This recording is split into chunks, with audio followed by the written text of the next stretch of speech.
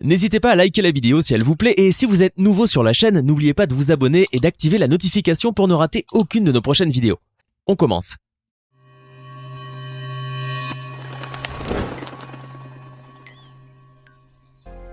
Cristiano Ronaldo est devenu en l'espace de 10 ans l'un des sportifs les mieux payés au monde, amassant ainsi une fortune colossale grâce à ses salaires mirobolants. Doué sur le terrain comme dans les affaires, le Portugais a ainsi pu se bâtir un véritable empire commercial et faire fructifier son capital. CR7 est donc aujourd'hui le premier footballeur à avoir franchi le cap du milliard de dollars de gains cumulés en carrière. Alors installez-vous bien confortablement, car aujourd'hui, le lama fâché va vous montrer comment on dépense son argent quand on est devenu aussi riche. On commence. Avant de vous parler de l'immense fortune de Cristiano Ronaldo, ainsi que de la manière dont il dépense ses millions, il serait plus sage de vous parler du personnage et de son incroyable parcours dans la vie. Car si aujourd'hui la star portugaise peut se targuer d'être à la tête d'un gigantesque patrimoine, ses débuts étaient beaucoup plus sombres. Cristiano Ronaldo est né le 5 février 1985 à Madère, au sein d'une famille nombreuse et aux revenus plus que modestes. Son père, José Diniz Aveiro, avait en effet accumulé un emploi de jardinier à celui d'intendant du club local FC Andorina, pour lequel il s'occupait du matériel, tandis que sa mère Dolores Aveiro travaillait comme cuisinière. Les parents du petit Cristiano Ronaldo étaient ainsi en proie à une grande précarité, à tel point que la mère du jeune garçon a carrément tenté de le faire avorter durant sa grossesse. Ne trouvant aucun docteur prêt à risquer cette dangereuse opération, étant donné que le fœtus était déjà très développé, Dolores Aveiro a même essayé de vieilles astuces de grand-mère. Elle a ainsi bu de la bière bouillante et est allée ensuite courir jusqu'à l'épuisement. Heureusement, et malgré l'acharnement de sa mère à vouloir se débarrasser de lui, le petit Cristiano finira donc par naître et ouvrira les yeux sur le monde qu'il allait conquérir plus tard. Le jeune garçon grandira ainsi pratiquement dans l'indigence et sera privé de beaucoup de choses durant son enfance sur l'île. Une enfance dont il passera d'ailleurs la plupart du temps à jouer au foot, s'étant épris du ballon puisque c'était techniquement le seul jouet que ses parents pouvaient lui offrir. Le petit Ronaldo se consacra alors corps et âme au football de rue avec ses camarades, jouant tellement qu'il usait littéralement ses chaussures et devait à chaque fois emprunter celles de son cousin ou de son frère aîné. Toutefois, ces derniers voulaient bien les lui prêter car le petit Ronaldo avait démontré très rapidement un talent indéniable à manier le ballon. Et tous ceux qui le voyaient dribbler des adversaires bien plus grands et plus âgés que lui restaient quasiment sans voix. Ayant eu écho du talent et des exploits de son fils, le père de Cristiano décida de l'emmener avec lui au club dont il était l'intendant et l'homme à tout faire, le FC Andorina.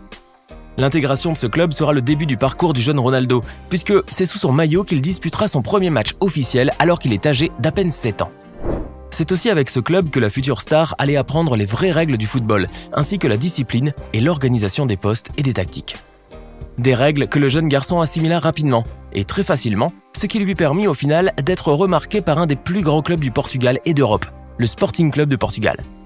Le prestigieux club installé à Lisbonne, très intéressé par le style de jeu astucieux et prometteur du jeune garçon, finit en effet par le recruter parmi ses jeunes effectifs. Le club ne déboursera pourtant pas plus de 2200 € pour acquérir le jeune enfant, une somme qui prête à sourire lorsqu'on connaît les montants faramineux de ses futurs transferts et qui resteront gravés à jamais dans l'histoire du football. Cristiano Ronaldo est ainsi âgé de seulement 11 ans lorsqu'il débarque pour la toute première fois à Lisbonne, loin de tout repère et complètement seul pour faire face à son destin. Comparé à la vie insulaire calme et paisible, le tumulte et le chaos d'une grande métropole comme Lisbonne ne laissent aucun répit au jeune garçon, qui, de plus, était séparé de sa famille et de ses proches, resté sur l'île. Mais Cristiano avait depuis très tôt un tempérament en acier trempé, et il s'habitua bien assez vite à la situation. Tout comme la croissance de son corps, ses facultés sportives et ses prouesses footballistiques s'améliorèrent, et c'est ainsi qu'il put enfin rentrer dans la cour des grands. À l'âge de 16 ans, le jeune joueur sera en effet sélectionné pour intégrer la première équipe du Sporting de Lisbonne, après avoir conquis son entraîneur, Laszlo Bologna. Le jeune adolescent jouera alors plusieurs matchs durant la saison 2002-2003, où il démontrera ses qualités indéniables de technicien et de buteur, mais surtout sa haute polyvalence sur le terrain. Car Cristiano Ronaldo était tellement actif et impliqué sur le terrain qu'il pouvait jouer sans problème à tous les postes. Il n'était ainsi pas rare de le voir courir inlassablement dans tous les sens sur la pelouse, tantôt en défense et tantôt en attaque, jusqu'au coup de sifflet final de l'arbitre. À partir de cette fructueuse saison, le jeune Cristiano Ronaldo commença à intéresser vivement les plus grands clubs d'Europe et leurs recruteurs, qui savaient bien qu'il tenait là une perle rare du football. Le jeune Lusitain fut ainsi approché par le Milan AC, Liverpool, l'Olympique Lyonnais ainsi que d'autres géants du football européen et mondial. Même le FC Barcelone envoya ses émissaires en vue de faire signer ce jeune prodige portugais. Mais de toutes les négociations, aucune n'aboutit, car le Sporting de Lisbonne n'était pas vraiment prêt à se séparer de son jeune poulain. Le club portugais finira pourtant par libérer Cristiano en faveur de Manchester United, moyennant tout de même la somme faramineuse de 15 millions d'euros. Une belle ironie du sort, surtout lorsque l'on se souvient que le Sporting n'avait déboursé que quelques milliers d'euros pour acquérir Ronaldo à l'époque. Mais le montant du chèque signé par le comptable de Manchester était justifié pour son entraîneur, Alex Ferguson, tout comme pour les joueurs mancuniens. Ces derniers avaient en effet été subjugués par le talent du Portugais lors d'un match entre leur équipe et le Sporting où Cristiano brilla par ses dribbles spectaculaires et ses percées foudroyantes. Cristiano Ronaldo rejoignit alors le prestigieux club anglais où on lui donna le numéro 7, porté par des joueurs qui avaient écrit l'histoire du club comme Bobby Charlton, George Best, Eric Cantona et David Beckham. De là, sa carrière footballistique décollera telle une fusée, l'emmenant au firmament de la gloire et de la réussite et inscrivant la légende CR7 dans l'histoire du ballon rond. Celui qui n'avait pas de quoi s'acheter une paire de godasses à l'époque était devenu en l'espace de 10 ans l'un des joueurs les mieux payés de la planète et l'un des sportifs les plus riches du monde. Grâce à ses salaires faramineux et à ses nombreux contrats publicitaires, la star portugaise a réussi à amasser une fortune colossale, qu'il ne cesse d'accroître d'ailleurs à travers divers projets et entreprises. Personne n'a donc été étonné lorsqu'on annonça en juin 2020 que Cristiano Ronaldo était devenu le premier joueur de football de l'histoire à devenir milliardaire.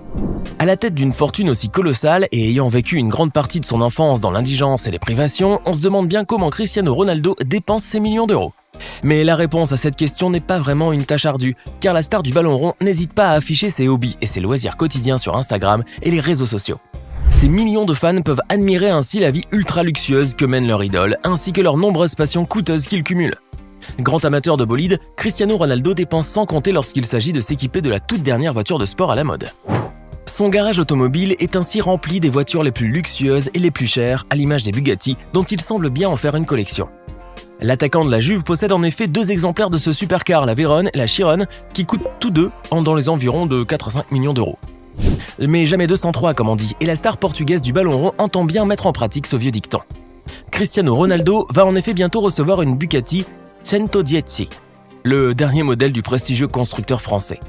Avec un moteur de 1600 chevaux qui lui permet de passer de 0 à 100 en 2,4 secondes et autorise une vitesse de pointe de 380 km/h, la Bugatti 110 est une véritable voiture de course qu'il faudra conduire avec une grande prudence.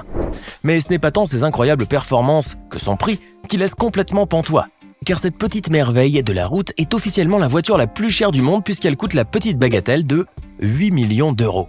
Elle ne sortira d'ailleurs qu'en 10 exemplaires, dont celui qui sera livré à CR7 au cours de l'année prochaine et qui a d'ores et déjà une place aménagée spécialement dans son garage. Toutefois, sa prédilection pour les Bugatti n'empêche pas Cristiano Ronaldo de posséder d'autres marques de voitures emblématiques, tout aussi prestigieuses et coûteuses. Mercedes-AMG, Rolls-Royce, Porsche ou Ferrari, CR7 possède en effet les clés de certaines des plus belles voitures du monde, et sa collection est loin d'être achevée. À côté de ces bolides, le jeune Portugais possède aussi une autre passion extrêmement coûteuse, les montres de luxe.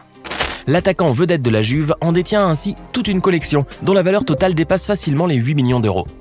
On retrouve ainsi fréquemment des modèles de rêve au poignet du sportif Golden Boy, comme cette superbe montre Breguet à double tourbillon qui compte plus d'une centaine de diamants en baguette, sertis sur le cadran et le bracelet. Cette montre vaut facilement dans les 1 million d'euros, bien qu'elle ne soit pas la plus chère ni la plus belle pièce de sa collection. Car le prolifique buteur portugais possède d'autres modèles encore plus somptueux et qui prouvent son attrait immodéré pour le faste et le luxe. On a pu récemment ainsi admirer la magnifique montre que portait Ronaldo lors du Grand Prix de Formule 1 à Monaco, et qui est signée par le grand bijoutier Frank Muller, dans sa version cintrée Curvex tourbillon sertissage. Cette montre est une véritable œuvre d'art, qui ne fut produite qu'à seulement 6 exemplaires dans le monde entier et dont le tarif avoisinerait les 1,5 million d'euros. CR7 peut aussi exhiber sa superbe montre Hublot MP09 tourbillon biaxis sertie de diamants, de saphirs et d'autres pierres précieuses et qui a été spécialement customisée pour être totalement unique.